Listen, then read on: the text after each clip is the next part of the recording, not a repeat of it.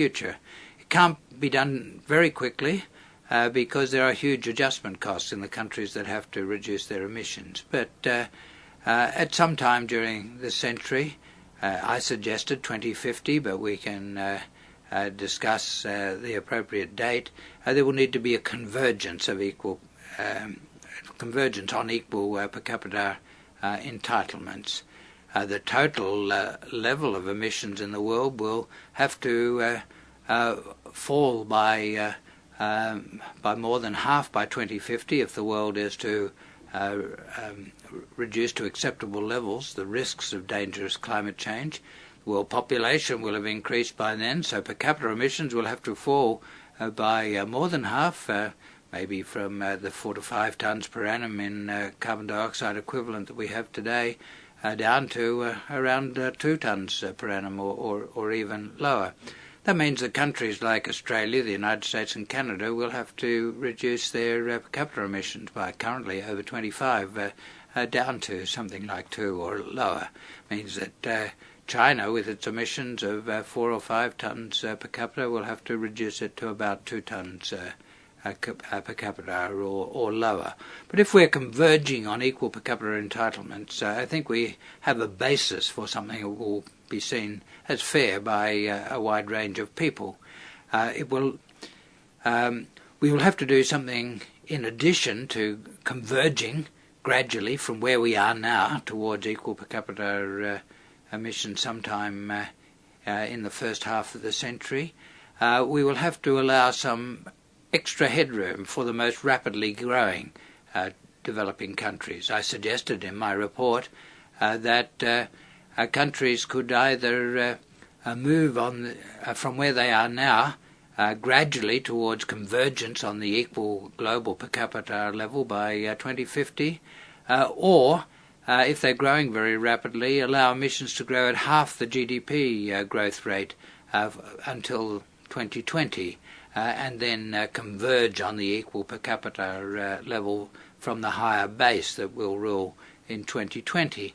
This later consideration would be especially important for such rapidly growing developing countries as China, perhaps India, some of the Southeast Asian countries, some others.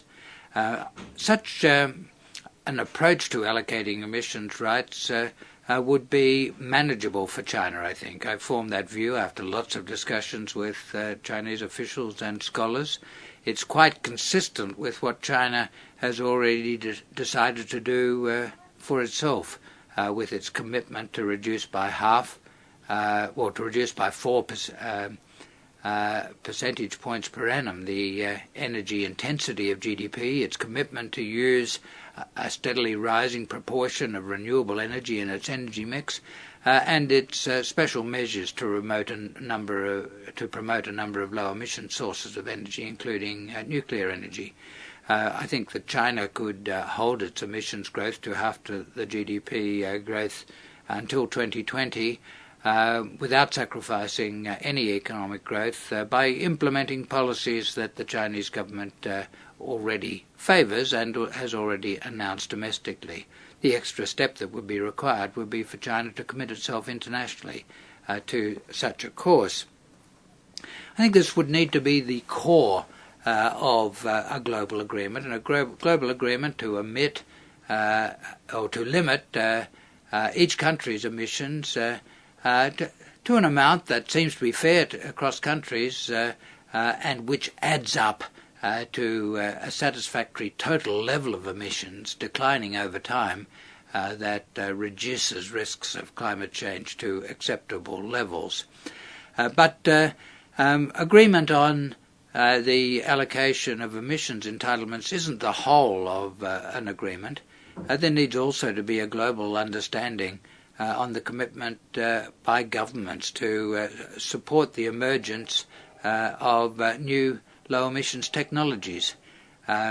Research, development and commercialization of new technologies is associated with externalities. The firms that do these things, that undertakes research or commercialization on new processes that reduce technologies, take considerable risks. they learn a lot. They spend a lot of money on learning that other countries, other companies learn from. And when you have externalities, you need public investment and expenditure.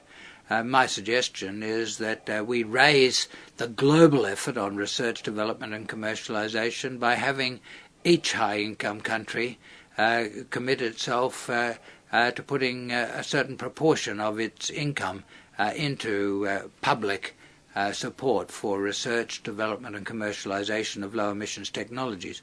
Moreover, part of that commitment should be applied in developing countries.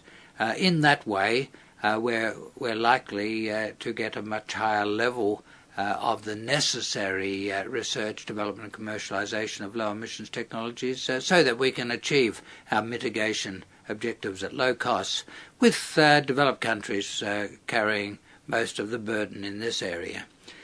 For the poor developing countries, one other element is necessary in a global agreement. There will need to be commitments to development assistance so that developing countries can begin the process of preparing for adjustment to a changed climate. We are too late to avoid quite significant damage from climate change already. If we start strong mitigation early from now, then we can avoid what the scientists tell us is the worst of the effects of climate change. But we won't avoid all damage, and so development assistance to assist the poor developing countries in adaptation to climate change is going to be a necessary element in agreements. Australia and China, with their strong interest in dealing with climate change, with their special challenges in mitigation, have much to gain from working together in thinking through the global framework for a mitigation effort. We're not going to get to a good outcome in Copenhagen or in any other meeting on climate change unless we have on the table comprehensive ideas that add up to a satisfactory solution, comprehensive ideas that are seen by the whole of the relevant international community as being fair in the allocation of the burden of mitigation of climate change. And I think the special circumstances of China and Australia and the interests that we share and our strong practice of cooperation in exchange of ideas in many areas over the last several decades puts China and Australia in a strong position, working together to provide a lead in ideas for the global effort.